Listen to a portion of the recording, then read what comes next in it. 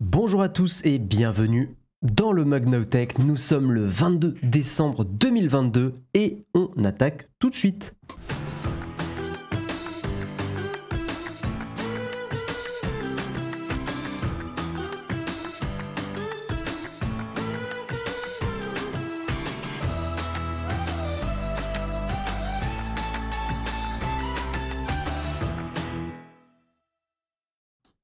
Et bonjour à tous, très content de vous retrouver pour le mug, j'espère que ça va bien. Salut tout le monde dans le chat, salut Babas. Oui, il y a beaucoup de 2 dans la date d'aujourd'hui, tu as raison Babas, hein, 22 décembre 2022. Est-ce que c'est pas la journée où il y a le plus de 2? Ah, peut-être. Peut-être. En tout cas, c'est Noël dans 3 jours. Ça arrive très très vite. Enfin, dans 2 jours si on compte le réveillon. Donc j'espère que vous avez préparé les petits cadeaux, bien sûr, hein, évidemment. Salut Chloé, salut Dexter, salut Gremlins, salut Shoemaker, bienvenue à toi. Première fois que tu mets un message dans le chat, bah écoute, bienvenue. Salut Fabrice, salut Aimatis, mais qu'est-ce que tu fais là? Ça fait plaisir de te voir dans le chat. Aimatis est un ami que je ne vois pas beaucoup dans le chat le matin. J'espère que tu vas bien, j'espère que ça va bien de ton côté. Salut Shimaera, salut Nico, bonjour à tous. Bonjour à tous. Hein. Comment ça, c'est la fin de l'iPhone SE? Oui, et oui. Ah, c'est pas putaclic. Si seulement, hein, si seulement. Mais oui, on va en parler dans quelques minutes. Mais l'iPhone SE, c'est un peu... ça sent pas bon. Voilà. Non, il y avait aussi le 22 février 2022. 22/02/2022. Oui, tu as raison. Tu as raison, effectivement. Bonjour à tous ceux qui nous rejoignent. Je me suis commandé une Apple Watch SE2 en termes de préparation. J'en suis là. Bah écoute... Tu as bien raison, fais-toi plaisir un petit peu. J'espère qu'elle te sera utile parce que pour beaucoup de gens, c'est un objet qui est pas forcément utile au bout d'un moment. Enfin, tu verras quoi. Tu verras. Bah oui, ça va, Imatis, ça va. Un petit peu, pas encore 100% réveillé, mais tout va bien, tout va bien. Tant que c'est pas la fin des iPhone mini, comment ça c'est déjà fait? Ah oui, tu as un petit train de retard, mon cher Holland. Salut Originally Strange, salut, comment tu vas? C'est bête, un iPhone pas cher et relativement accessible, vive le refurb. Oui, de toute façon, il y aura toujours le marché de l'occasion, vous inquiétez pas. On va en parler dans quelques minutes. Voilà. Team 0 cadeau à 2 jours de Noël, on est là. Ah, il y en a dans le chat. Il y a des gens qui ont encore pas leur cadeau. Aïe. Non, moi je me suis pris en avance pour le coup cette année. J'ai pas chômé et j'avais déjà la plupart des cadeaux il y a un mois. J'avoue que pourtant je suis plutôt team de laisser un peu traîner le truc. Mais non, là j'en avais marre. J'avais pas envie d'être dans la galère 2 jours avant. Vos congés sont refusés, il y aura bien un mug du 26 au 30. Non, oui, le mug se met en pause. Hein. On fait la pause de Noël et du Nouvel An. On a une semaine de pause, donc effectivement, vous n'aurez pas de mug la semaine prochaine. Voilà, malheureusement. Mais bon, il faut bien qu'on se repose un petit peu. J'ai acheté un cadeau. Bah écoute, c'est bien. Il y a des gens qui n'ont pas encore fait les paquets, par contre, c'est enfer. Ah oui. Ah ça, par contre, c'est moi, ça. J'ai les cadeaux, mais j'ai pas encore fait les paquets. Je l'ai fait au dernier moment. Et toujours dans la panique de, il y a peut-être plus de papier cadeau. Ça fait 1 an que j'ai une Apple Watch SE, elle me sert au quotidien pour lire l'heure et monter le son de mes AirPods. Non, mais... Attends. Quotidien pour lire l'heure et monter le son de mes AirPods. Ah oui, c'est une petite utilisation ça de l'Apple Watch. Mais pourquoi pas, hein, pourquoi pas. Pas de mug, pas de train. Nowtech en grève à Noël. Putain, d'ailleurs, moi je suis passé à travers les balles parce que parce que je vais à Toulouse et mon train n'est pas annulé. Je touche du bois. Ah, j'avoue que ça fait plaisir. Je ne mise pas grand chose sur le retour. Je dois bien vous avouer qu'il y a quand même des probabilités que les trains soient annulés au retour. Mais au moins j'y vais. Au moins, voilà. J'ai un aller. On verra pour le retour. Mais effectivement, non, heureusement. Putain, heureusement. Parce que c'est vrai que... Putain, si vous avez eu un train annulé, je vous souhaite bon courage. Parce que c'est quand même très pénible, quoi. Tiens, bah dans le train pour Toulouse. Quoi, tu y seras aussi, Anna? Enfin bon, après, il y a des trains tout le temps pour Toulouse, mais je veux dire, ce serait drôle qu'on soit dans le même train pour le coup. Oui, elle te sert pas, hein, on est d'accord, Shimaera. Je suis pas encore réveillé 100%. J'ai besoin de quelques minutes là. J'ai relu 3 fois le mail qui me disait que le train était maintenu. Ouais, mais moi pareil. Complètement. Ceci étant, les annulations sont rentables, remboursement plus bon d'achat. Mais ils n'ont pas dit qu'ils remboursaient, enfin c'est ce que Jérôme a traité, hier, non c'est que, non, où j'ai vu ça passer, je sais plus, ils vont rembourser 200% du prix du billet, il me semble, qui est une stratégie pour, voilà, pour donner une bonne image de la direction, sans faire de débat ce matin sur ça, hein, mais effectivement, c'est une stratégie. Et rembourse en bon d'achat. Oui, c'est vrai qu'il faut pas non plus. Bon, après, le train, en général, quand même, ça arrive dans la vie de régulièrement d'en prendre. Donc bon, c'est pas non plus la mort, un bon d'achat. Hugo Décrypte en a parlé. Ok. Ce matin à la radio, j'ai entendu, prenez des trains intercités, vous aurez juste 3 changements. Ah bon? Comment ça? 200 € en bon d'achat, faut pas rêver. Oui, bah oui, bon d'achat. Non, mais vous avez raison. Le prix du billet plus un bon d'achat de la valeur du double. Ok. Merci Kilo pour ton prime. Et merci au like, j'avais pas vu. C'est plus de la rage, c'est de l'humour. Très très bon, très très bon. Ouais, et en plus 200% en bon d'achat. D'accord. Ok. Oui, 300% au total. Mais bon, c'est quand même chiant de calculer avec des 200% et des 300%. C'est pas instinctif. Excusez-moi, j'ai un petit truc dans l'œil, je n'arrive pas à enlever. C'est très pénible de parler en 100%, 200%, 300%. C'est pas si évident comme façon de calculer un prix ou un remboursement. Parce qu'en fait, quelque chose de remboursé, c'est quelque chose de remboursé à 100% à la base. Enfin, remboursé, c'est 100%. Donc 200%, ça veut dire x2, mais c'est pas forcément très instinctif, quoi. Comme le dit Sanid, payer les salaires pour qu'ils fassent pas grève au lieu de rembourser les 300%. Écoute, nous n'allons pas rentrer dans de la politique, mon cher Sanid. Merci Lokido pour les bits, merci beaucoup, et merci Manu. Oh, mais il y a eu plein de subs d'un coup là. Merci Pierre Dinis pour le Prime, merci Manu03550 pour le sub. 21 mois, 25 mois, hein, Manu et Pierre, merci beaucoup de votre fidélité. Et merci Lokido pour les bits, merci beaucoup. Salut Dri Studio, comment tu vas? Salut. Je verrais bien de l'usage que j'ai de l'Apple Watch. Peut-être utile pour déverrouiller le Mac, payer, bref, wait and see. Ah oui, bah oui, comme tu l'as commandé. Bah écoute, tu verras bien. Si ça se trouve, ça te conviendra pas et tu la rends et puis voilà, enfin tu la ramènes. Tu la ramèneras. On va parler de tech ce matin, ça va être incroyable. Il n'y a pas beaucoup d'articles, voilà, il n'y a pas grand chose. Mais il y a on va discuter de petits trucs quand même très sympathiques. Salut Akutakun, bienvenue à toi. Konnichiwa bien sûr. On va... non d'ailleurs, attends, si on est le matin. Ohio gozaimasu. Nous allons parler, mesdames et messieurs, ce matin, je vais mettre ça et ça va planter, c'est normal, pas d'inquiétude, ce stream est géré par des professionnels. Nous allons parler de l'iPhone SE. Apple pourrait abandonner son smartphone abordable, mais il y a quand même... Voilà, on va en discuter ensemble, hein, mais Ming Chi Kuo qui... a pas l'air quand même très rassurant sur même la possibilité d'un iPhone SE. En tout cas, celui qui était prévu pour 2024 hein, a été retardé, enfin décalé hein, au niveau de la production.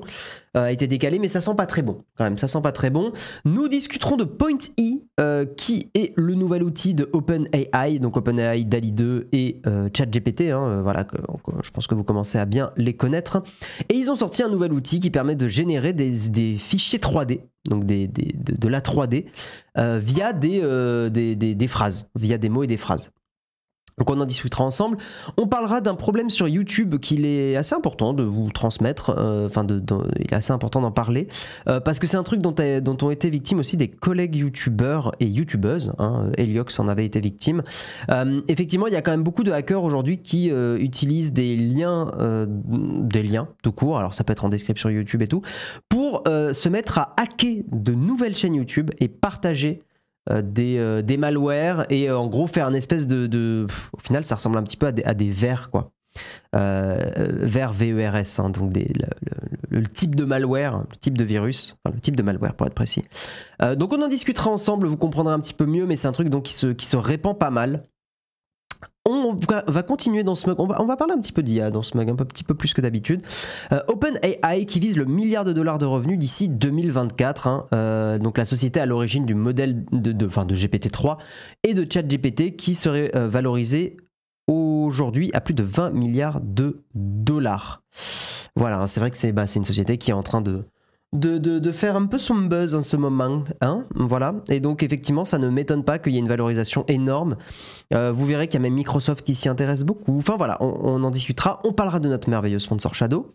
On rigolera un petit peu sur une personne, sur un faux voyageur du temps qui a utilisé justement de l'intelligence artificielle pour générer des images qui le font voyager dans le temps. Donc on en discutera ensemble, voilà. J'avais perso placé de très grosses espérances pour ce nouvel iPhone SE. Ouais, non, honnêtement, partez sur du marché de l'occasion. A priori, le SE, ça va être un peu compliqué. Purée que j'ai hâte d'avoir un iPhone en USB-C ou au pire tout passer en charge à induction, mais flemme. C'est pas impossible d'ailleurs que la décision de l'USB-C soit un frein pour l'iPhone SE. On va en discuter. On va d'abord passer au Kawa. C'est parti.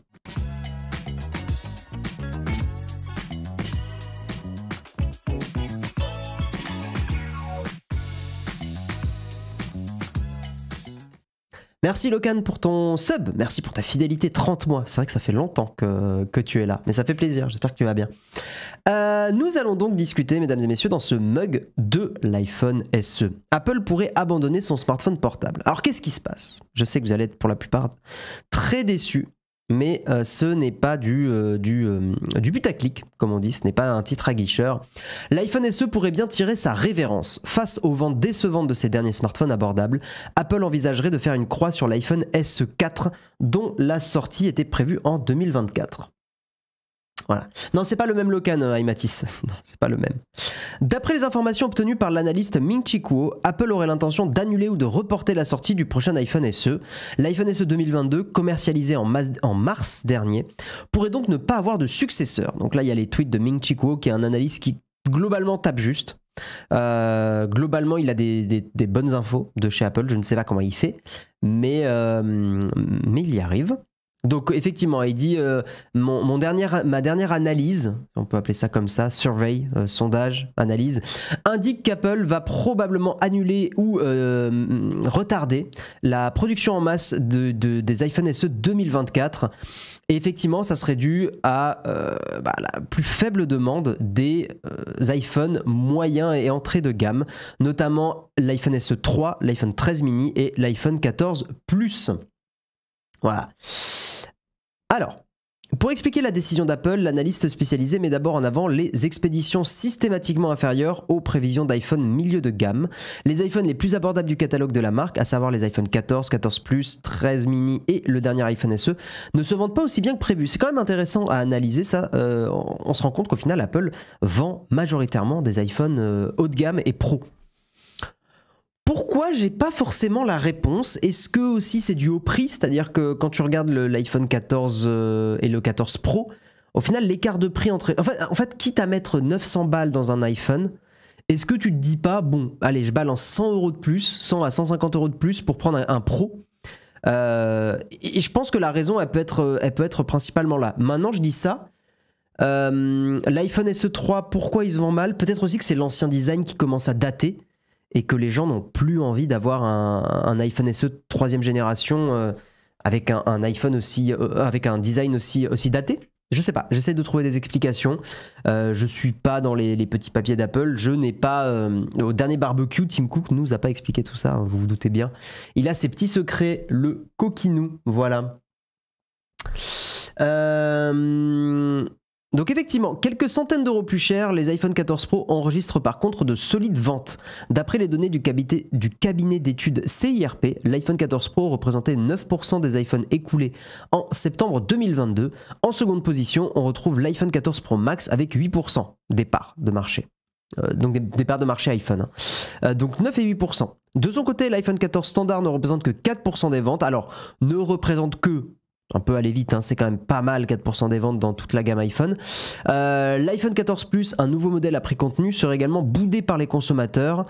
Selon les analystes de TrendForce, la sortie tardive du smartphone a contribué au désintérêt des consommateurs. Donc a priori, le 14 Plus, c'est encore moins que 4% des ventes Donc c'est vrai que c'est quand même pas énorme.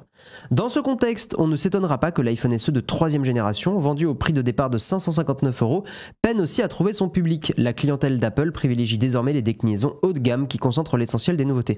Moi, je continue de penser que c'est aussi le design de l'iPhone SE 3e génération. Aujourd'hui, t'achètes un nouvel iPhone, t'as pas envie d'avoir ce... Enfin, Après, j'essaie de me mettre dans la tête du grand public qui veut un iPhone pas cher, j'entends, hein, mais je pense que quand quand les personnes voient ce vieux design, je suis presque prêt quand même à parier que ça en rebute la plupart. Voilà, je dois décaler un truc. Alors, de plus, l'entreprise californienne redouterait une explosion des coûts de production. La 4e génération d'iPhone SE devait en effet inaugurer un nouveau design inspiré de l'iPhone XR. Donc ça, effectivement, c'était les rumeurs qui disaient qui prétendaient que ça serait le design du XR ou du 10R, comme vous voulez. Un modèle abordable lancé en 2018, le téléphone se distinguerait par un écran de 6,1 pouces avec de fines bordures et une encoche Face ID. Ces changements de taille s'accompagneraient d'une inévitable hausse des coûts de production. D'après Kuo, la conception plein écran du SE4 entraînera une augmentation des coûts et un prix de vente plus élevé. Avec les précédents iPhone SE, Apple s'était toujours contenté de recycler le design des anciens iPhone 8. C'est ce que je vous disais, toujours le même design. Effectivement, ça permettait à Apple de faire des gains et des économies et de maximiser ses profits. C'est ce que dit l'article juste ensuite. Après 3 itérations tournées vers le passé, Apple ne peut plus se permettre de faire du recyclage. Effectivement, s'ils font un iPhone SE4, il faudra passer sur un nouveau design. Mais donc, comme je vous l'ai dit, a priori, ils vont pas le faire. En réduisant les dépenses inutiles de développement pour de nouveaux produits, Apple chercherait à relever les défis générés par la récession économique qui frappe le monde entier, estime Ming-Chi Kuo. Comme la plupart des fabricants, le groupe californien se concentrerait vraisemblablement sur les projets qui rapportent le plus de bénéfices. Pour l'analyste, cette approche pourrait s'avérer bénéfique pour les finances d'Apple. Je suis bien d'accord, je pense qu'Apple, tout simplement, se recentre un petit peu, recentre sa production d'iPhone sur les iPhones qui sont les plus rentables, tout simplement. Voilà. Le design, le prix et la batterie. Le SE reste plus puissant qu'un quelconque Android. Ouais, ou est équivalent. Mais il n'y a pas que la puissance, boule. Pour le coup, il n'y a pas que la puissance, il y a le design, il y a l'écran. Et aujourd'hui, la qualité de l'écran LCD de l'iPhone SE 3, t'as pas envie, quoi. Enfin, c'est pas un mauvais écran, il est bien calibré, c'est du Apple et tout, mais t'as envie d'avoir de l'OLED, t'as envie d'avoir un truc un petit peu plus moderne, quoi. Les mini ne marchaient pas non plus, Babas, pour le coup. C'est un vrai problème.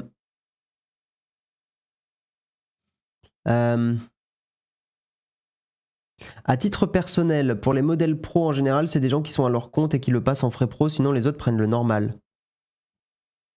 Ouais, après, j'ai l'impression que c'est ton ressenti personnel, Matt Gammon. Je pense que tu vois, c'est un des trucs qui est très pénible, mais on peut pas juger du succès des iPhones par notre ressenti personnel. De mon point de vue, je croyais que les iPhone mini étaient très demandés, parce que moi j'adore ce format, et j'ai plein de gens qui disaient que les petits formats, ça leur plaisait bien. Et en fait, tu te rends compte que le grand public et la majorité des gens ne veulent pas d'iPhone mini. Parce que pour eux, mini, c'est péjoratif et que quand ils veulent un iPhone, ils veulent l'iPhone. Ils veulent pas le mini. Ils veulent l'iPhone ou le meilleur. Donc le pro. Donc en fait, non, tu serais étonné, Matt Gammon, il y a plein de gens qui prennent personnellement, pas sur des frais d'entreprise, le dernier iPhone, point barre. Il y a beaucoup de gens qui ont largement les moyens de se prendre l'iPhone chaque année. Hein. Voilà.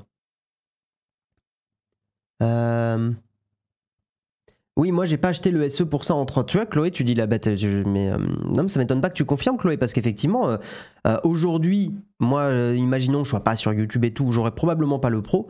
J'aurais pas pris le SE non plus, je pense. J'aurais pas pris le SE parce que.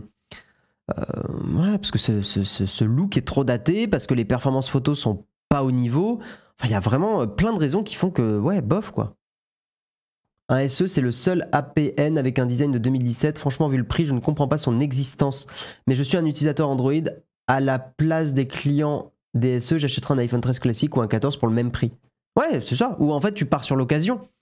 Pour 600 balles, tu dois avoir un iPhone 12 ou 13 Peut-être pas le 13, mais t'as un 12 d'occasion. Et le 12 d'occasion est bien meilleur que l'iPhone SE, de mon point de vue. Bien meilleur achat.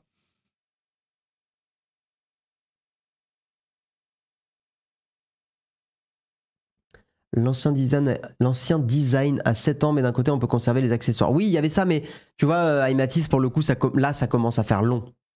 Je veux bien que ça donnait des avantages d'avoir l'ancien design, mais ça commence à faire long. Et la preuve, c'est que les gens sont de moins en moins attirés par le SE. Ah bah tu le dis, iMatis. Alors iMatis, pour info, il bosse. Alors je vais pas donner ton truc exact, mais il bosse avec du Apple. Voilà, je reste un peu vague. Après, je te laisse libre à toi de préciser dans le chat si tu veux. Et il le dit, hein, il dit je n'ai vendu qu'un seul sur le mois de novembre iPhone SE3. Donc c'est quand même bien une preuve. Et pour le coup, enfin, voilà, je le laisse peut-être. Salut Koala Mouillé, bienvenue à toi. Je le laisse préciser s'il veut.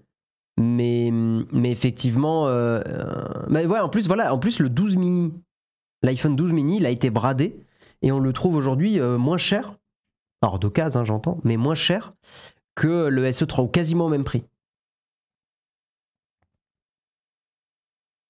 Le SE, c'est un bon rapport qualité-prix, surtout pour les ados. Ouais, mais tu vois, un ado, enfin,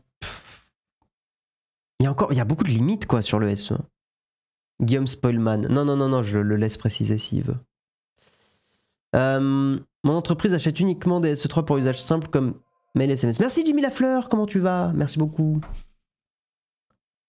J'ai pas pris un iPhone comme signe de marqueur social, mais pour ses performances, sa stabilité. Oui, ça c'est vrai que c'est un peu compliqué le débat sur le marqueur social. On peut pas nier que l'iPhone est un objet qui marque socialement. C'est quand même un objet qui conserve quelque chose de prestige. Néanmoins, voilà, enfin c'est quand même souvent des gens qui ont les moyens, qui ont tous des iPhones. Enfin, il faut pas déconner. Néanmoins, dans un public comme le nôtre tech, l'iPhone, je pense, va plus loin qu'un marqueur social et est un choix rationalisé et rationnel pour beaucoup de gens entre nous, là, parmi nous. Moi, c'est toujours l'exemple que j'ai donné de mon côté, mais j'aime beaucoup les iPhones pour tout un tas de raisons factuelles. Leur politique vie privée, alors après je suis pas naïf, hein, vous savez qu'il y a des limites, mais leur politique vie privée est pas trop mal, meilleure que celle de Google par défaut. La gestion des réseaux sociaux, les performances sur les réseaux sociaux sont meilleures. Je parle pas des performances pour scroller Insta, je parle des performances pour créer du contenu sur les réseaux sociaux, et nous c'est notre métier. Il y a je trouve une gestion de l'appareil photo que je trouve meilleure sur les iPhones. Je parle du logiciel hein, pour prendre des photos, la gestion du RAW, des trucs comme ça, je trouve ça mieux intégré sur iOS. Enfin, il y a tout un tas de raisons très factuelles qui font que pour moi, l'iPhone aujourd'hui, de mon point de vue, est une expérience meilleure qu'Android. Maintenant, je précise, par défaut. Parce qu'Android, c'est encore une fois son avantage, c'est que vous pouvez beaucoup le custom, vous avez plus de versatilité. Voilà, vous le savez bien, mais on va pas refaire le débat. Oui, t'y es plus, Ematis, ouais, c'est ça. T'y es plus, j'avais pas suivi. Mais effectivement, Alan aussi, tu as une bonne analyse. Et je pense effectivement que les pixels de Google et une partie de l'Android milieu de gamme est devenue tellement de bonne qualité que effectivement aujourd'hui, si tu veux vraiment pas débourser plus de 400-500 euros, t'as des smartphones de super qualité dans le monde Android, mais de très bonne qualité.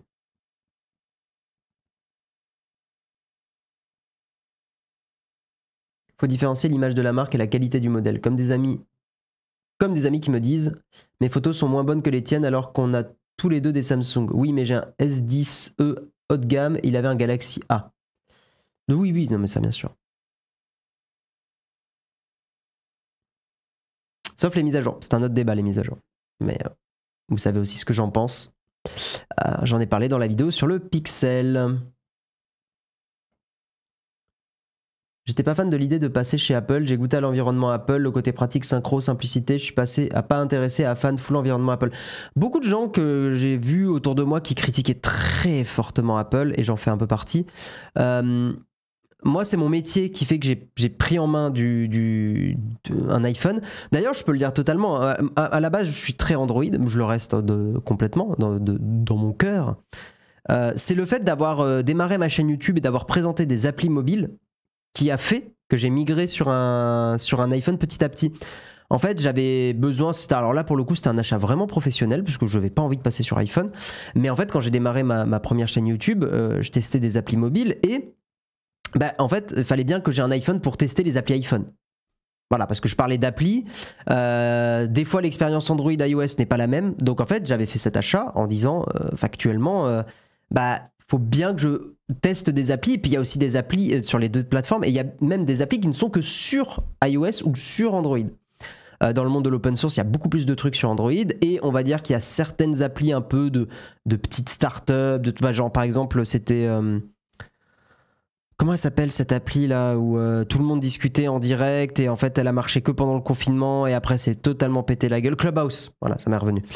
Clubhouse par exemple était une appli qui n'était dispo uniquement que sur iOS à sa sortie. Donc bref, à l'époque de ma chaîne YouTube, c'était un truc dont j'avais effectivement besoin d'avoir les deux plateformes.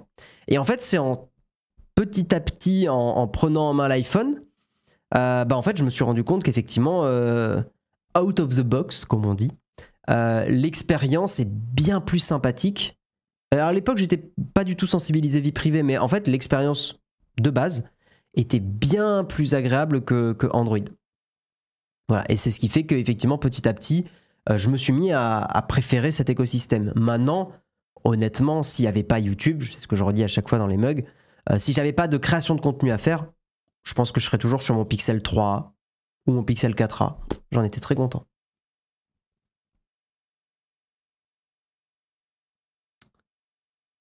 Après, on va avancer parce qu'on a encore quelques petits articles, mais ils sont assez rapides les autres articles, donc ça va, on peut en discuter. J'ai eu beaucoup de mal à me mettre sur mon XR cette année, je me sentais cloisonné, trop d'invitations d'achat accessibles trop rapidement, mais au final c'est ultra stable, fluide en permanence et cette simplicité est agréable. Le téléphone, pour moi, est passé de bidouille rigolote à outil professionnel. J'aime bien continuer de tester des petites apps, de customiser des trucs et tout. Mais maintenant, ce que je recherche aujourd'hui, factuellement, dans mon utilisation de mon téléphone, c'est une stabilité. C'est une vraie stabilité. Et vous voyez, pour le coup, et ça, Jérôme, enfin, toute l'équipe, on est d'accord, toute l'équipe Nowtech, si aujourd'hui, tu devais partir quelque part en voyage, pour faire, par exemple, du reportage ou des choses comme ça, dans un pays pas forcément facile, ça peut être les températures, ça peut être les conditions climatiques, je prendrais... Si je devais choisir quel téléphone prendre pour filmer des images, mais pas que filmer, mais je veux dire pour avoir un truc qui marche, je prendrais un iPhone. Je prendrais jamais un téléphone Android, mais de n'importe quelle marque, jamais. Parce que je sais que les iPhones sont beaucoup plus fiables. Et encore une fois, je dis je sais, mais en fait, toute l'équipe Nowtech, vous pouvez demander à toute l'équipe Nowtech, tout le monde vous répondra la même chose. Et vous pouvez demander à, je pense, tous les YouTubers tech, ils vous répondront tous la même chose. Et au bout d'un moment, c'est pas un complot de YouTubers tech omnubilé par Apple. C'est que c'est des gens qui, c'est leur métier de tester des téléphones. Et en fait, on a toutes et tous une expérience dans ces produits-là. Et en fait, on a toutes et tous été plus ou moins déçus par Android à un moment ou à un autre. Enfin, par certains produits, certains smartphones. La puissance du marketing, c'est ce que j'explique justement Sapphire Virus. C'est pas du... Non. Vraiment non. Encore une fois, enfin, on peut être sensible à certains... Enfin, on n'est pas naïf non plus, tu as raison en disant que le marketing a une influence. Il est évident que ça a une influence. Mais néanmoins, notamment, je peux citer l'exemple de Dina dans notre équipe, mais Dina, je crois que je l'ai vu avec 3 téléphones Android. Avant de finalement passer sur un iPhone 13 mini, il en est super content. Mais je crois qu'il a eu 2 pixels et un autre truc et ils ont pas tenu longtemps, quoi. Pour tout un tas de raisons diverses, hein, mais ils ont pas tenu, quoi.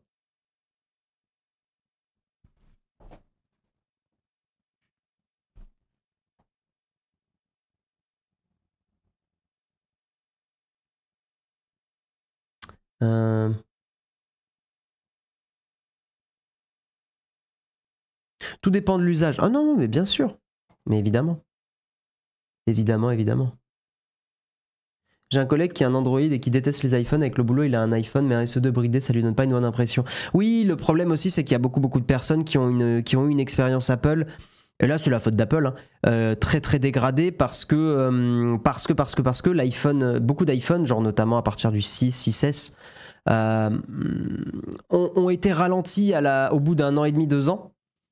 À cause de la batterie. Apple ne communiquait pas dessus. D'ailleurs, c'était une vraie erreur.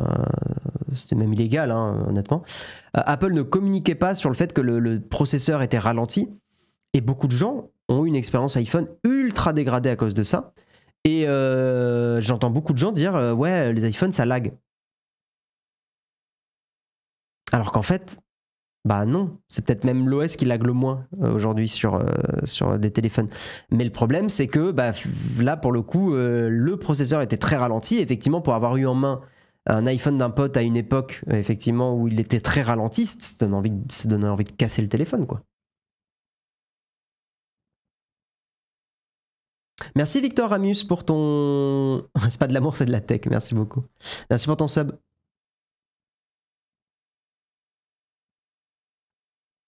Voilà. T'en penses quoi de l'Apple TV BJMBYR? Je t'invite à aller sur notre chaîne YouTube. J'ai une vidéo, on a fait une vidéo dédiée sur l'Apple TV. Et je te dis ce que j'en pense dans la vidéo. Voilà. On va avancer, mesdames et messieurs, et nous allons parler de Point E. Mais le débat sur iOS, sur l'iPhone est toujours très cool. On va discuter de Point E, un outil pour la modélisation 3D basé sur l'intelligence artificielle présenté par OpenAI. Donc encore une nouvelle IA qui génère des choses, un nouveau service d'IA qui génère des choses, et vous allez voir que c'est quand même assez bluffant.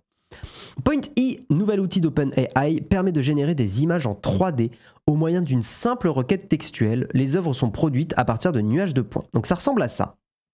Voilà, pour ceux qui sont curieux. Ça, c'est un corgi avec un chapeau de Père Noël, une citrouille multicolore, une fontaine un peu plus élaborée, le logo de VLC, un vase avec des fleurs violettes, etc., etc. Donc ça, ce sont des fichiers 3D qui ont été générés en quelques minutes. Je crois qu'ils disent 1 ou 2 minutes, via justement la Point E, le nouvel outil de chat, de OpenAI. ChatGPT, DALL-E et maintenant Point E. OpenAI ne cesse de développer des outils en ligne basés sur l'intelligence artificielle. L'organisation fondée par Elon Musk a présenté, mardi 20 décembre 2022, son nouvel outil visant à générer des images en 3 dimensions à l'aide d'un simple texte. Habituellement, produire une image de synthèse en 3D demande une puissance de calcul importante et de longues heures de rendu. Avec l'outil développé par OpenAI, il est possible de créer une image en 1 ou 2 minutes avec un seul GPU. Pour générer une œuvre, une simple phrase en langage naturel est suffisante. Les modèles de Point E et le code viennent d'être publiés sur le dépôt GitHub d'OpenAI. Donc vous avez tout en open source. Pour générer fils à une image, Point E va en réalité produire une vue synthétique du concept à créer. Un nuage de points aligné en fonction de la demande de l'utilisateur sera produit, livrant un visuel global de l'objet demandé. Notre méthode génère d'abord une vue synthétique unique à l'aide d'un modèle de diffusion texte-image, puis produit un nuage de points 3D à l'aide d'un second modèle de diffusion qui conditionne l'image générée. Pour produire une correspondance image-texte correcte, le modèle texte-image de Point E a été entraîné en deep learning sur un large corpus de paires, texte et images. Le modèle image 3D est quant à lui basé sur un plus petit ensemble de données de paires, expliquent les chercheurs. La génération d'images 3D en quelques minutes est une véritable innovation qui pourrait intéresser de nombreux secteurs. Complètement. Je vois très bien des studios d'animation, genre DreamWorks, Pixar, se mettre à générer des objets ou des choses par IA, des objets 3D en IA. Clairement, ça me paraît être l'utilisation principale. Une adaptation en vidéo de Point E pour produire des effets, des objets ou encore des personnages en 3D est même possible. Très bien. Alors actuellement, le modèle d'OpenAI se base sur des rendus synthétiques et n'autorise pas une qualité optimale. En outre, si notre méthode produit des formes tridimensionnelles colorées, elle le fait à une résolution relativement faible dans un format 3D qui ne capture pas les formes ou les textures fines. Effectivement, on est dans une première génération. Par ailleurs, les images 3D générées par Point E pourraient permettre de fabriquer des objets dans le monde réel au moyen d'une imprimante 3D. Créer virtuellement un objet 3D dangereux pourrait alors ouvrir la possibilité à une impression de ce dernier, alertent les spécialistes. Alors les numériques, là pour le coup, je trouve que cette fin d'article sur le stress de créer des objets 3D dangereux, je la trouve un petit peu... Je la trouve pas pertinente dans le sens où on peut déjà faire des armes avec l'impression 3D et les imprimantes 3D. Pourtant, ce n'est pas devenu un problème majeur. Voilà. Donc, mettre un stress en disant que oui, ça va être utilisé pour faire des objets 3D dangereux, ouais, j'émets de grosses réserves là-dessus. Je pense que ça va pas être un vrai problème. On imagine par exemple la génération d'une arme en 3D, blablabla. Oui, bon, bref, moi j'y crois pas. Pour le coup, je pense pas que ça... Il y aura évidemment des histoires et des faits divers de personnes qui ont imprimé des trucs. Mais enfin, au bout d'un moment, tu vas dans n'importe quel magasin, t'achètes un couteau, tu peux tuer quelqu'un. Enfin, ou tu prends un marteau et t'éclates la tête de quelqu'un. Enfin, vous voyez ce que je veux dire? C'est qu'en fait, pour le coup, justement, j'ai presque envie de dire, pourquoi te faire chier à générer un objet 3D et l'imprimer alors que t'as largement de quoi... c'est horrible hein, ce que je dis, mais t'as largement de quoi faire du mal avec des trucs que tu peux acheter n'importe où, quoi. Bref. De son côté, OpenAI espère que son approche pourra servir de point de départ pour des travaux ultérieurs dans le domaine de la synthèse en 3D. Voilà, moi j'essaie de voir le positif dans cet article, et je le redis, hein, mais je suis assez convaincu que des studios d'animation vont se mettre à effectivement utiliser ça pour générer par exemple, vous savez, des petits objets dans des scènes.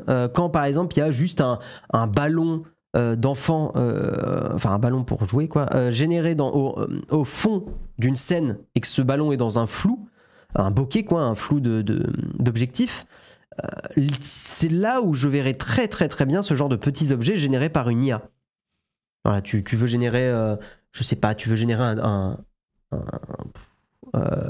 une Game Boy en fond d'une scène, au fond d'une scène, baf, tu le fais avec Point I, etc., etc. Donc moi c'est comme ça que je le vois.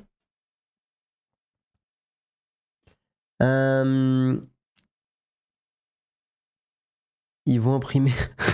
Je vais pas lire ton message JPEG au kilomètre, mais de toute façon, des armes, on en a partout autour de nous. Si détourné de sa fonction principale, oui, enfin, voyez, voilà.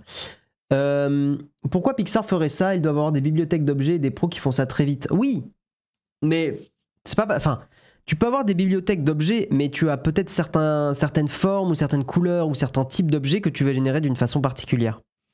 Tu vois, par exemple, là, ils ont généré des fleurs dans une shop de bière. C'est peut-être un truc que tu as envie de générer. Et encore une fois, pourquoi avoir des bibliothèques d'objets? Pour moi, c'est le même débat qu'avec les images. Je pense que genre là, c'est un avis perso, mais je pense que les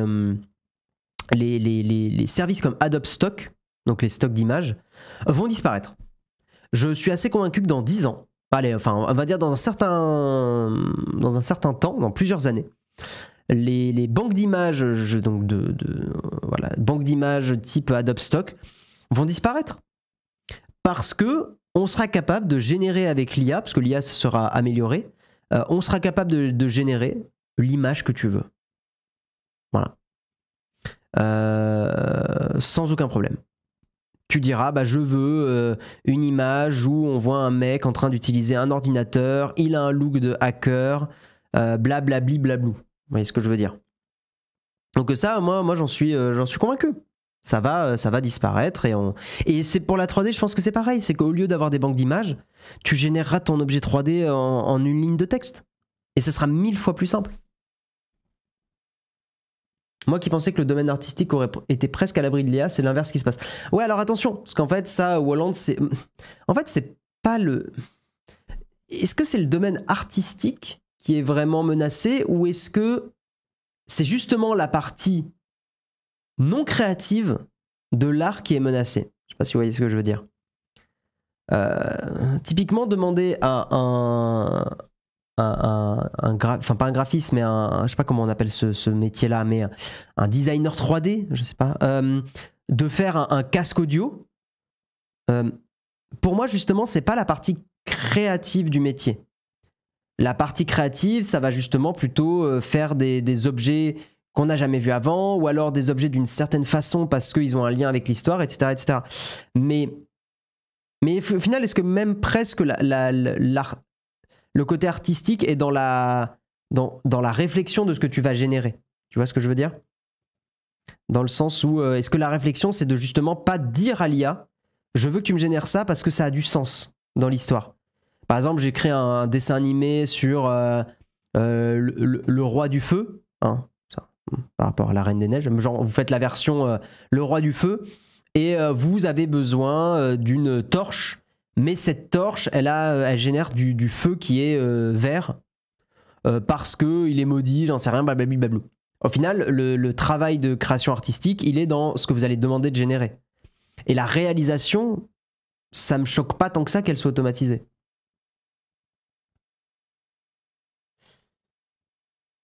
Voilà. Bon, bref, après, c'est une réflexion qui est un peu compliquée, mais compliquée dans le sens, elle est difficile à résumer en un live.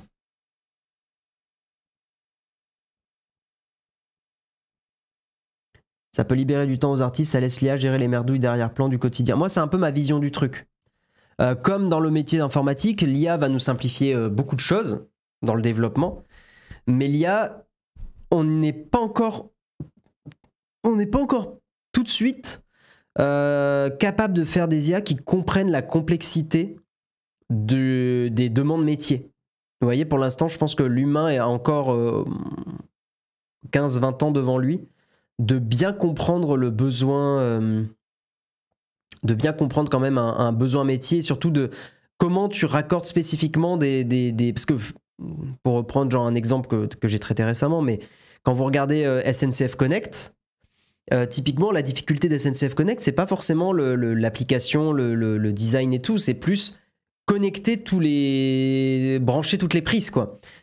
Pouvoir recevoir les trucs de VTC, recevoir les API pour les transports en commun, recevoir les API pour les trains, etc., etc. Donc en fait, c'est un peu le mélange et la connexion de tout ça, plus le recueil des besoins utilisateurs, qui est un truc que l'IA va avoir du mal pour l'instant à gérer toute seule. Pour l'instant.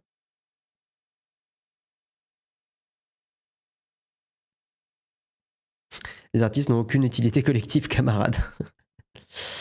D'après le lore de la Reine des Neiges, le roi serait donc une petite salamandre de feu. Exactement. Salut Mitsugi, comment ça va? L'IA s'entraîne sur des millions de sources vues et revues, ça va pas faire disparaître l'art, ça va écrémer et faire disparaître le faux art lambda sans vraie créativité.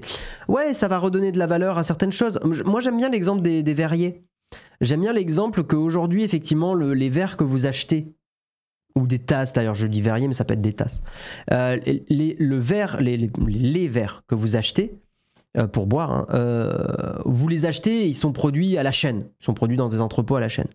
Mais, imaginons que vous soyez en mode tourisme quelque part, et qu'il y a des artistes et ça peut être de la porcelaine aussi, si vous voulez, et que vous êtes quelque part et qu'il y a justement des petits créateurs, petites créatrices qui font couler leur propre verre, qui le design, qui machin. Au final, d'une certaine façon, l'IA, enfin l'automatisation, recentre la valeur sur l'humain. Très bullshit LinkedIn cette phrase. Mais c'est un peu vrai, c'est-à-dire que au final, ce qui a de la valeur dans un produit, c'est la valeur qu'on y accorde, elle est complètement décorrélée du temps de travail. En fait, on accorde une valeur à certaines choses parce qu'elles nous procurent une émotion. Vous voyez, typiquement, si j'ai un verre fait par une personne, je suis prêt à le payer plus cher parce que je sais que la personne, elle a galéré pour faire ce verre et le designer et y insuffler une âme. Là où des objets générés par IA, notamment ça par exemple, ou là où des verres produits dans des usines n'ont pas de valeur à mes yeux. Si je pète, en gros, si je pète un verre, si je casse un verre que j'ai acheté à Carrefour, je m'en fous. Genre le verre va se briser, ça va être chiant, faut nettoyer, mais je m'en fous. Si je brise un verre que j'ai ramené d'un voyage au Japon, je vais péter un câble. En fait, ça va me toucher. Parce que justement, j'y ai attaché une émotion. Donc, d'une certaine façon, moi, c'est un peu ce que je vois de positif aussi dans tous ces débats-là, c'est que l'IA nous rendre compte que ce qui est important dans une œuvre, c'est l'humain et l'émotion qui ont été insufflés. Donc d'ailleurs, moi, presque l'inquiétude que j'ai, c'est le jour où l'IA arrivera à insuffler de l'émotion dans des choses. Mais j'attends de voir. Je suis pas convaincu qu'on arrivera... On pourra faire des semblants d'émotion, mais je pense que ça aura ses limites très vite.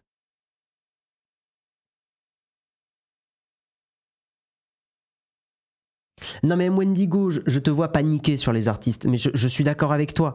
L'IA pose de gros débats sur le métier, sur de nombreux artistes, nombreux et nombreuses artistes. Il y a des gens, à cause de l'IA, à cause de ChatGPT, à cause de DALL-E 2, il y a beaucoup de personnes qui vont perdre leur boulot. Mais je vais contrebalancer ça en te disant qu'en fait, c'est déjà arrivé plein de fois. La modernisation qui a supprimé des métiers, ou qui a demandé à des métiers de s'adapter, en fait, c'est déjà arrivé. Et c'est des moments qu'il faut essayer de surfer sur ces moments-là. Il faut essayer de surfer cette vague qui, effectivement, va être très compliquée pour énormément de monde. Mais vous savez que d'une certaine façon, même pour les youtubeurs aussi, ça va être compliqué. Aujourd'hui, on pourrait générer des scripts, le métier de pigiste ou des personnes qui vont écrire des vidéos ou des articles. D'une certaine façon, il va être abîmé fortement. Parce qu'aujourd'hui, on peut écrire des articles sur certains sujets totalement avec ChatGPT. Un article qui explique les forces et les faiblesses du Bitcoin, pas besoin de payer quelqu'un. Donc en fait, tous les métiers vont être impactés fortement, et oui, je sais, impacter est un anglicisme, mais prout, vont être impactés fortement par toutes ces avancées-là. Je pense qu'il faut essayer de raison garder, mais c'est très dur, parce que je sais que moi j'ai même des potes autour de moi qui sont des artistes et des graphistes et des designers et qui vont probablement voir leurs revenus baisser. Mais il faut trouver des moyens de surfer sur cette vague, il faut trouver des moyens de remarketer son travail pour bien préciser que c'est un humain qui le fait. Vous voyez, enfin, il y a toutes ces réflexions-là qui sont très compliquées, mais il faut. Et il y a une partie des artistes qui vont ne plus pouvoir exercer parce qu'il y aura plus assez de demandes. Et pour vous donner des exemples de choses qui se sont déjà passées, il y a plein de métiers qui ont disparu. On peut penser à des métiers comme maréchal ferrant. Alors certains vont me dire, mais il y en a encore. Oui, je sais, mais ils ont globalement disparu. Beaucoup de métiers dans le monde du BTP. Dans le BTP, on a bien des grues et des outils qui permettent effectivement de construire plus rapidement et facilement des buildings, des bâtisses, des choses comme ça. Ces outils-là ont détruit des métiers, évidemment. Qu'est-ce que je peux vous dire ? Photoshop et certains outils de Photoshop ont détruit des métiers. Canva.com, le site qui permet de faire des designs, a détruit de certaines demandes pour faire appel à des designers externes, etc. Les réseaux sociaux ont détruit des métiers de marketeurs. Parce qu'effectivement, on peut faire notre pub nous-mêmes avec Facebook. Pourquoi s'embêter à payer une agence qui va s'occuper de faire de la pub et tout ça, etc. Donc ce que je veux dire, c'est qu'effectivement, on peut être en mode très anxieux de toutes ces évolutions, mais elles se sont déjà passées. Et il va falloir les surfer, ces évolutions. Et c'est anxiogène, hein, je suis d'accord avec vous, c'est un peu anxiogène, mais il va falloir les surfer, quoi. Moi, je suis pas pour l'IA. Mais il y a pas en fait, Anthony, il n'y a pas de question d'être pour ou contre l'IA. L'IA, elle est là. C'est comme si tu me disais, je suis contre le marteau. Genre, je suis contre un outil. Tu peux pas être contre un outil.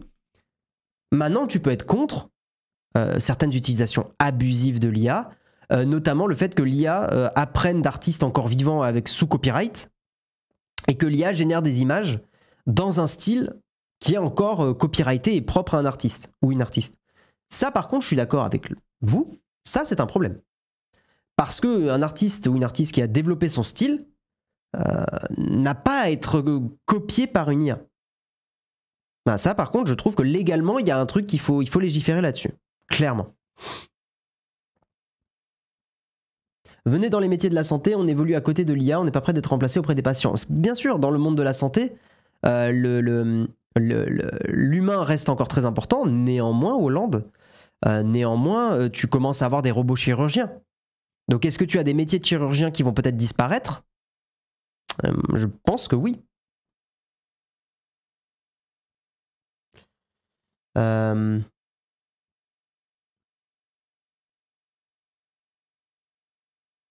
Tchac.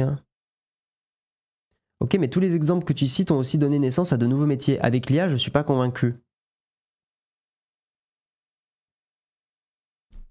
Je suis pas d'accord avec toi. Hein. Maréchal Ferrand n'a pas donné de nouveaux métiers. Non, en fait, c'est juste ça permet d'être plus efficient. En fait, beaucoup d'évolutions ont permis d'être plus efficient, tout simplement. Et tu dis ça n'a pas permis de nouveaux métiers. Je pense qu'en fait, il ne faut pas forcément aussi le voir comme ça. Je pense que l'IA est un outil qui va permettre d'accélérer certains processus. Donc tu auras toujours du travail. Ah, je sais pas. De toute façon, on n'a pas. Là, c'est beaucoup de projections et c'est beaucoup d'hypothèses. Hein. J'ai pas la réponse.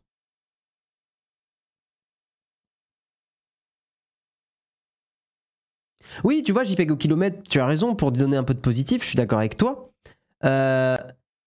Au final, alors après, ChatGPT pourra pas remplacer l'AFP. Tu dis que ça va remplacer l'AFP, ça peut pas, parce que l'IA a un gros défaut, c'est qu'elle apprend sur ce qui est existant. L'IA ne peut pas écrire sur de nouvelles choses, jusqu'au jour où elle y arrivera. Mais aujourd'hui, l'IA n'est pas capable d'écrire sur... Elle n'écrit que sur des choses qu'elle a appris. Donc ça la limite énormément. Mais par contre, je suis d'accord avec toi, pour nos métiers où on écrit des articles ou des vidéos, l'IA va nous permettre de nous concentrer sur le fond. Sur des tests que l'intelligence artificielle ne peut pas faire. Ou sur des débats intellectuels, on va dire. Voilà.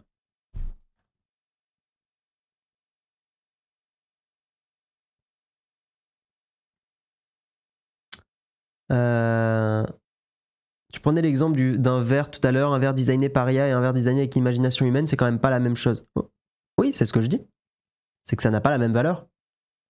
Salut Lex Dafung, bienvenue à toi. Dans certains cas, ça va pousser à la non-réflexion et donc à la facilité. La réflexion, c'est comme le sport, si elle se pratique pas, on devient feignant, les cerveaux... Je comprends pas ton message. Pourquoi l'IA poussera à la non-réflexion?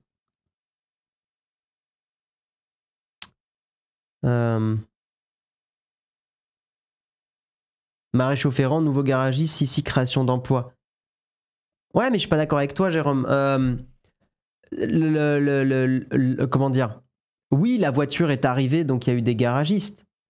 Mais ce que je veux dire, c'est que je suis pas convaincu que les maréchaux ferrants sont forcément devenus garagistes. Tu vois ce que je veux dire? En fait, pour moi, il n'y a pas de lien de cause à effet entre les maréchaux... Enfin, il n'y a pas de lien entre les maréchaux ferrants et les garagistes. C'est dissocié, si tu veux. Les métiers sont tellement différents que pour moi, c'est dissocié. Après, je suis d'accord, c'est l'arrivée des voitures qui a créé de nouveaux métiers, mais c'est pas la disparition des maréchaux ferrants qui a créé des nouveaux métiers. Je sais pas si je suis clair.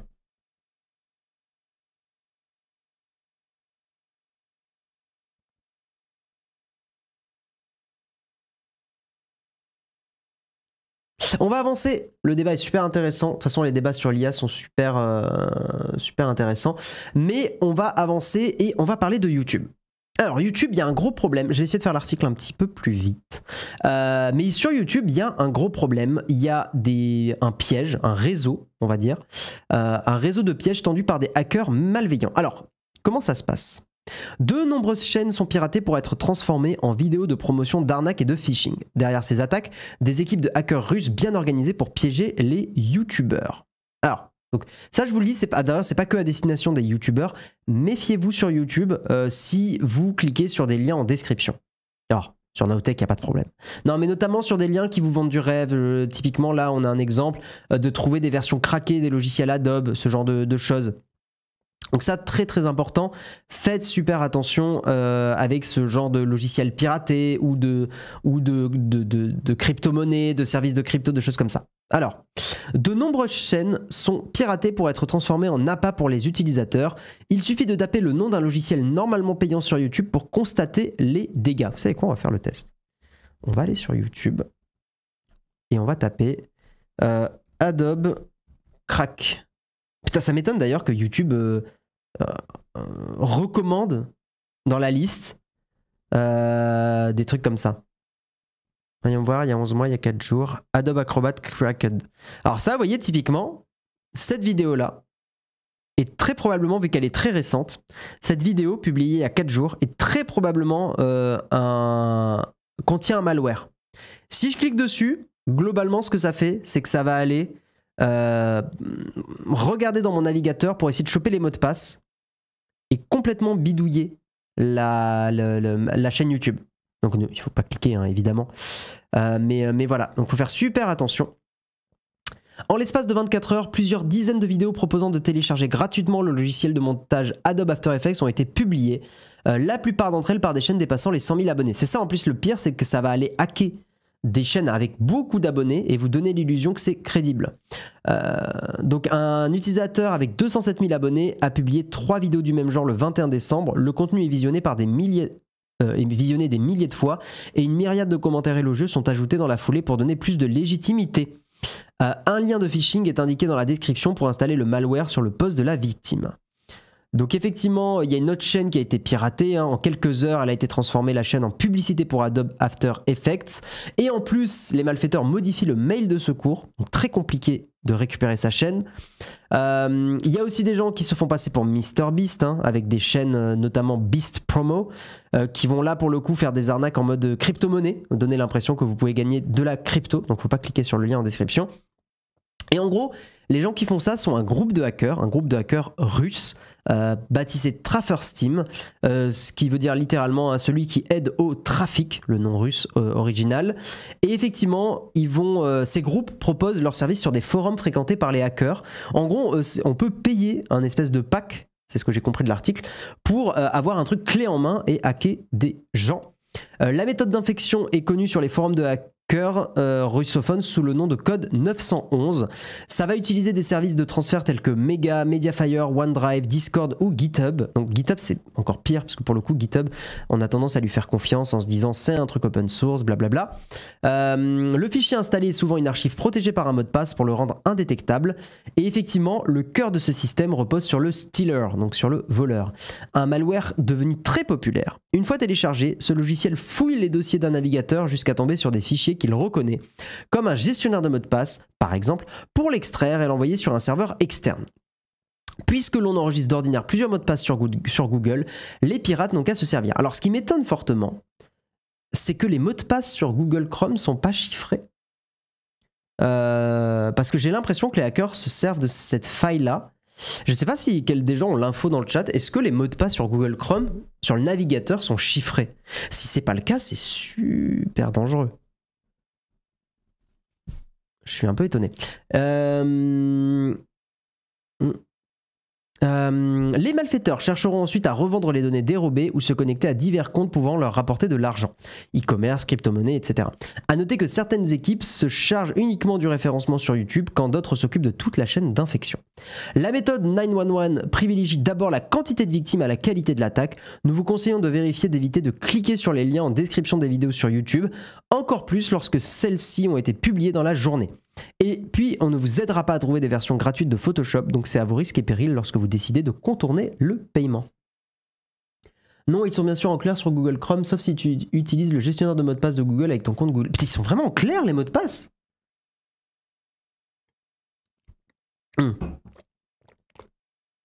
Putain, mais c'est... Niveau sécurité, c'est terrible. Enfin, c'est à chier, quoi, vraiment. Ça a l'air tellement complexe que j'ai peur de perdre mes mots de passe en le faisant. De quoi? De migrer sur le gestionnaire Google?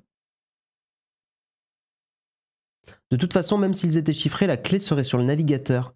Ah, tu penses qu'ils utilisent la clé sur le navigateur directement? Quand tu sauvegardes tes identifiants, tu peux les voir en clair. C'est pour ça que c'est toujours mieux de ne pas enregistrer ces identifiants. Oui, d'ailleurs, ça, sachez-le dans le chat. Effectivement, c'est pas une bonne pratique de stocker ses mots de passe dans le navigateur, globalement. De faire enregistrer le mot de passe et de le stocker comme ça, c'est pas une bonne pratique. Il vaut mieux essayer de décentraliser justement ces mots de passe sur un gestionnaire.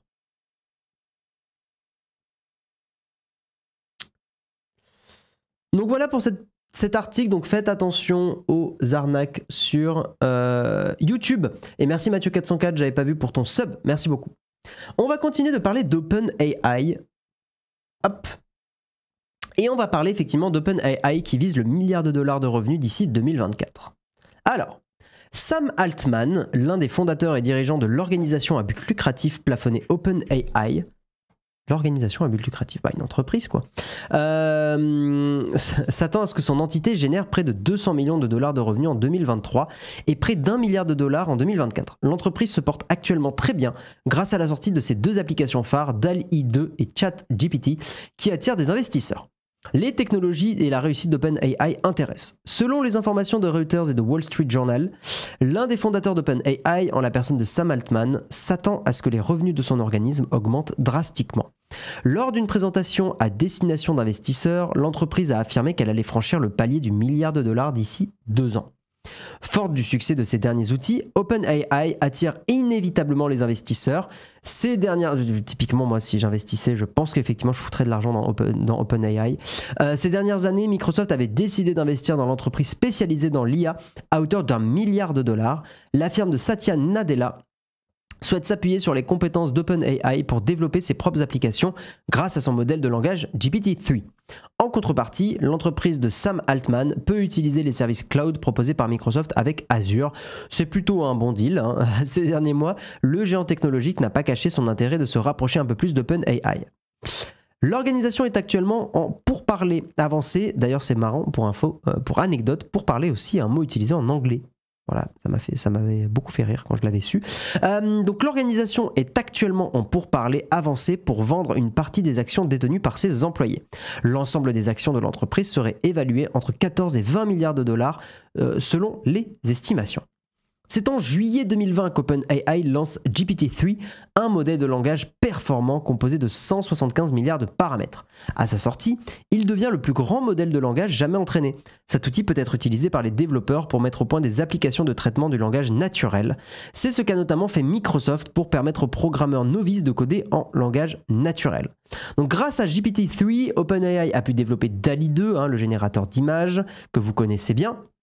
Mais surtout, ChatGPT, le chatbot qui a la particularité d'exploiter une amélioration de GPT-3, un GPT 3.5, 3.5, qui laisse présager l'arrivée de la version 4 dans les prochains mois. Un utilisateur a la possibilité de poser une question à l'IA qui va par la suite lui répondre avec plus de précision possible. Tout cela est réalisable grâce à l'apprentissage par renforcement qui se souvient de ses erreurs afin de les éviter ou de ses bonnes réponses afin de les fournir à nouveau si besoin. Ces deux outils ont eu un succès fou cette année. Un mois après son lancement en bêta, OpenAI comptait plus d'1 million d'utilisateurs pour DALL-E 2. Pour ce qui est de ChatGPT, de nombreux internautes se sont amusés à utiliser le chatbot pour lui poser des questions diverses et variées. C'est en facturant quelques centimes d'euros la génération de texte ou d'images, enfin surtout la génération d'images aujourd'hui, que OpenAI se rémunère. Parce qu'aujourd'hui, pour le coup, ChatGPT est complètement gratuit. Voilà pour OpenAI, donc ça sent plutôt bon pour la boîte, et ça ne m'étonne pas. Quel est l'intérêt de ces technologies? Personne, je n'en vois aucun. Ah, ok. Putain, pourtant, on en a quand même beaucoup parlé. Je sais pas si c'était nouveau sur le mug, Kizuko. Quel est l'intérêt? Bah, je sais pas, il y en a énormément. Non, mais je sais pas. Les intérêts, c'est que tu peux générer des images, tu peux avoir des réponses, tu peux écrire des scripts, tu peux écrire plein de... Enfin, je compte même pas le nombre d'utilisations de ces deux intelligences artificielles. Tu peux très bien, même pour les entreprises, avoir des chatbots qui sont bien meilleurs que les chatbots qu'on a aujourd'hui, qui sont quand même vraiment pas terribles. Qu'est-ce que je peux te donner d'autre comme exemple? Mais oui, rien que la génération d'images, c'est quelque chose d'énorme, quoi. J'espère qu'il y a un francophone dans leur équipe qui leur expliquera que GPT-4 va nous faire tiquer. Je comprends pas ta remarque, Caradoc. Oui, pour parler, ça découle de l'époque des pirates.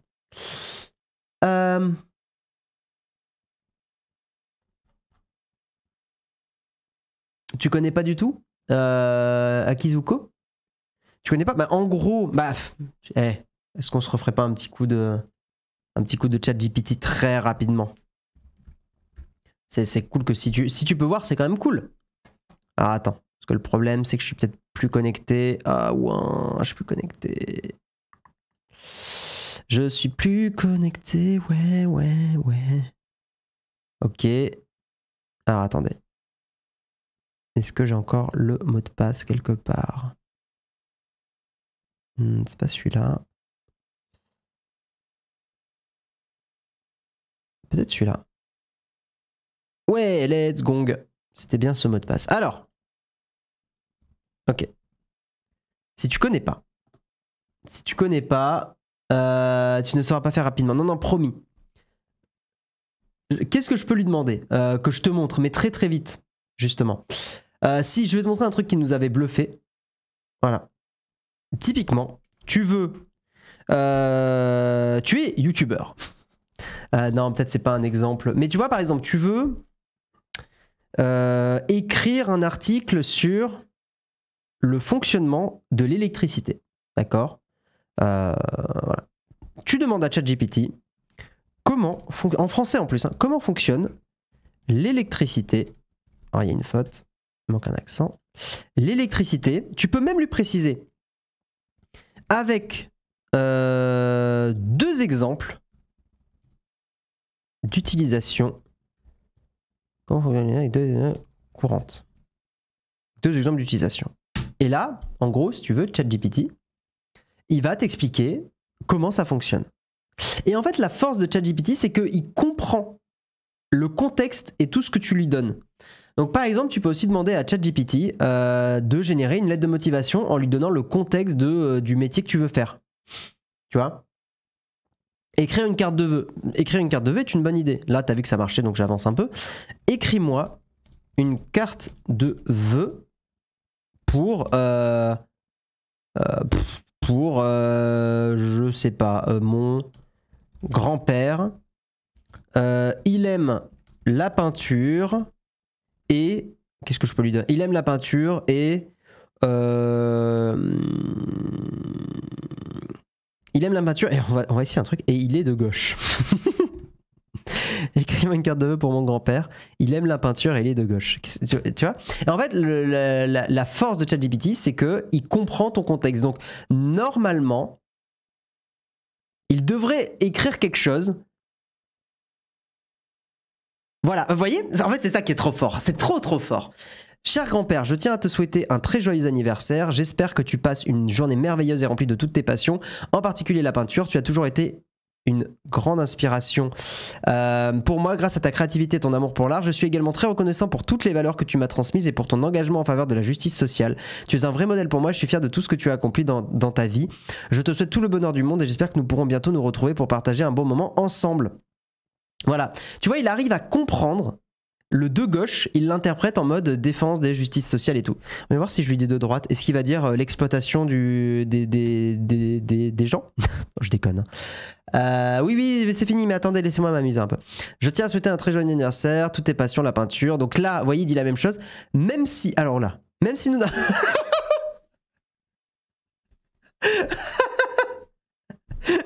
Même si nous n'avons pas toujours les mêmes opinions politiques, je te respecte pour tes convictions et ta détermination à défendre ce en quoi tu crois.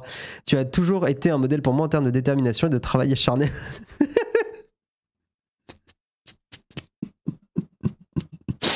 Ah, c'est très bon ça. C'est très fort. Même si nous n'avons pas toujours les mêmes opinions politiques. Ah, l'IA, elle est de gauche. Non, c'est pas mal ça. Ouais, c'est marrant en fait, l'IA elle m'a catalogué ou je sais pas, elle a compris que le contexte était que j'étais peut-être de gauche, je sais pas. Il a capté que j'étais de gauche, c'est très drôle.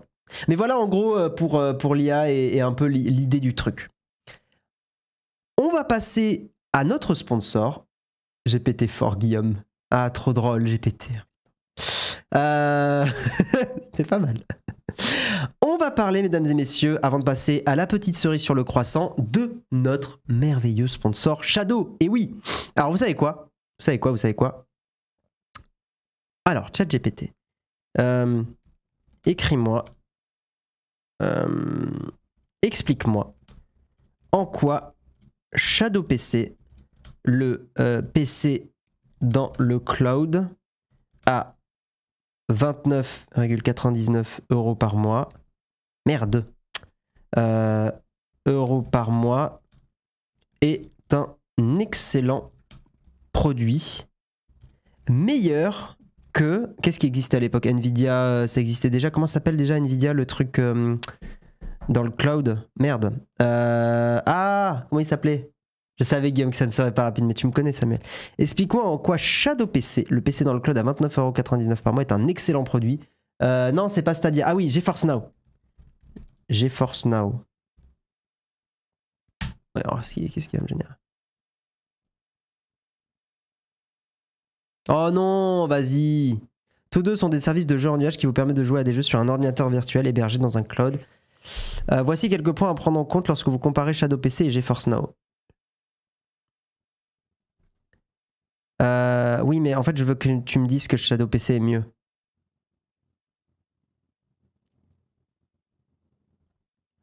Ah, il est quand même en train de détruire un peu dans ce qu'il écrit là.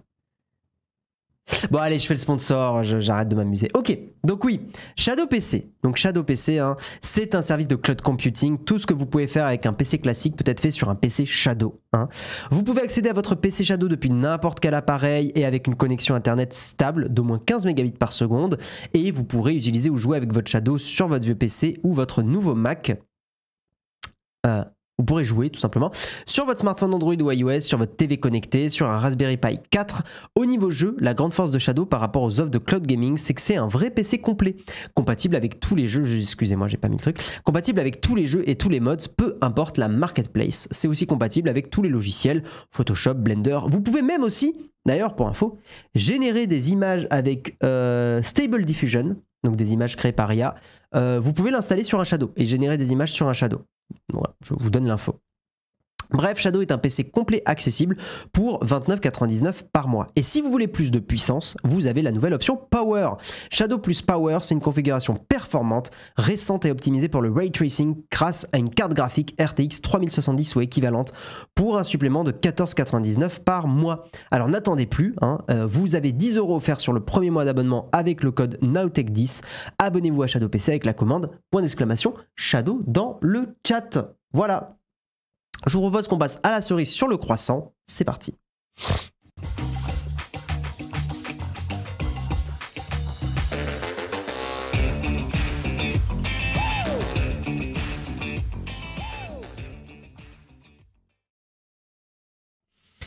Et nous allons parler très rapidement, toujours un petit peu d'IA, d'une personne qui, alors une personne, son pseudo est Stealthy the Time Traveler sur Twitter, qui s'est amusé à faire un petit peu des images générées par IA en mode il se prend en selfie avec, en retournant dans le passé avec des personnes connues de l'époque. Donc je vais vous montrer un petit peu tout ce qu'il a généré, c'est quand même très très très cool.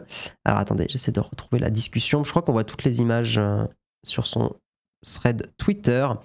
Donc il a d'abord effectivement fait quelque chose en mode Christophe Colomb. Christophe Colomb qui va aller découvrir évidemment l'Amérique. Ensuite, et mince, les images sont pas en mode thread. Ok. Donc tout d'abord effectivement il y a Christophe Colomb. Donc il est sur le bateau avec tous les camarades, hein, évidemment.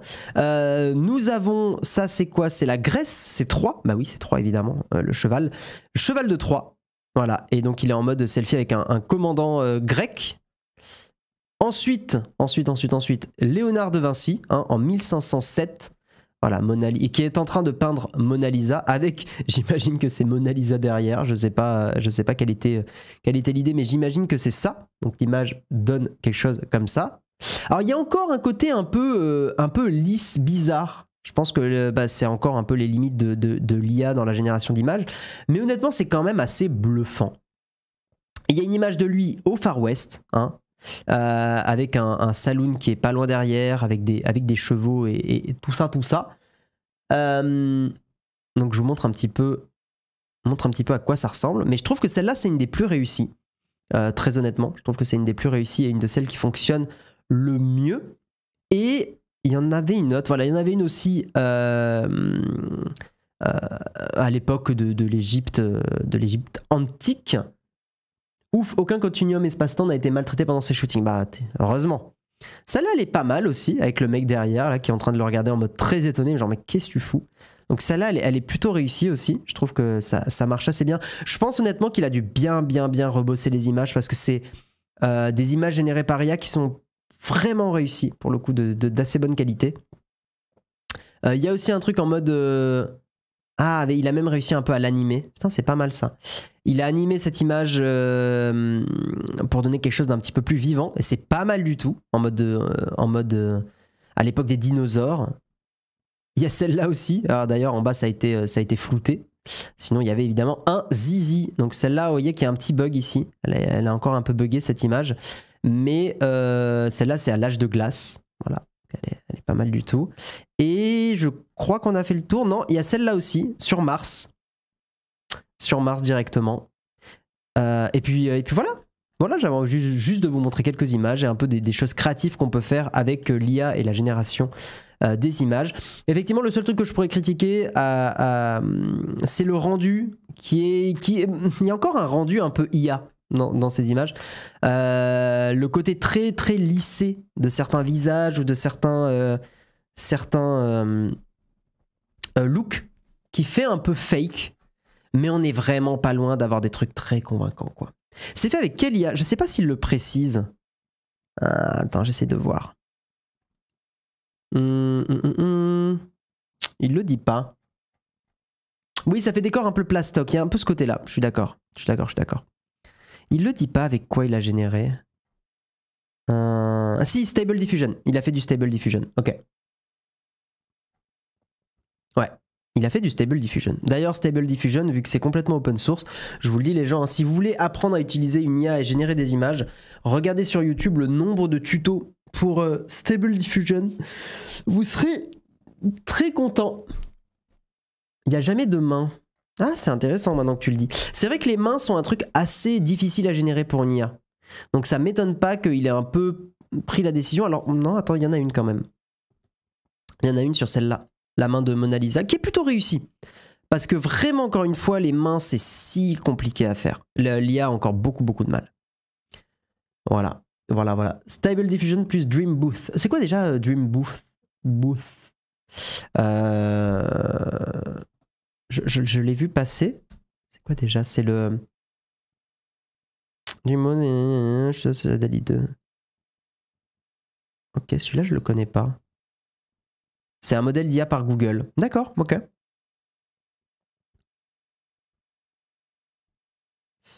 Ok.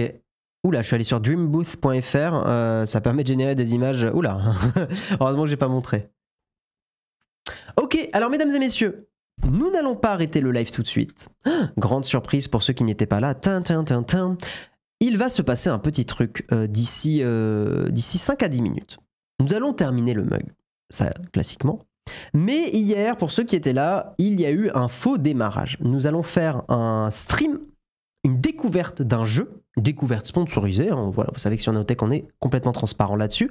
Une découverte sponsorisée d'un jeu qui s'appelle Rise of Kingdoms. Et en fait, hier, ça a été un peu compliqué parce que on était censé le faire hier et le jeu était en maintenance. Et la marque nous avait pas prévenu que le jeu était en maintenance. Donc en fait, on était complètement chaud et tout. Et avec Jérôme, et on n'a pas pu lancer du tout le jeu. Mais là, aujourd'hui, ça fonctionne. Donc ce que je vous propose, c'est que on fasse une petite pause de 5 à 10 minutes, le temps que je me reprenne un petit café, que je me fasse une mini pause. Et on démarre pendant 2 heures, donc jusqu'à... Ça va être 11h30 vu que je vais démarrer le jeu à 9h30. Donc jusqu'à 11h30, on se découvre ce jeu. Vous verrez que le jeu a une certaine profondeur de gameplay assez intéressante. Et puis ça va être cool. Donc voilà, donc je vous dis rendez-vous d'ici 5 minutes, 5 à 10 minutes. Faites-vous une petite pause, prenez-vous un petit café à nouveau, un petit thé, ce que vous aimez. Et on se retrouve, voilà, dans quelques minutes. À tout de suite.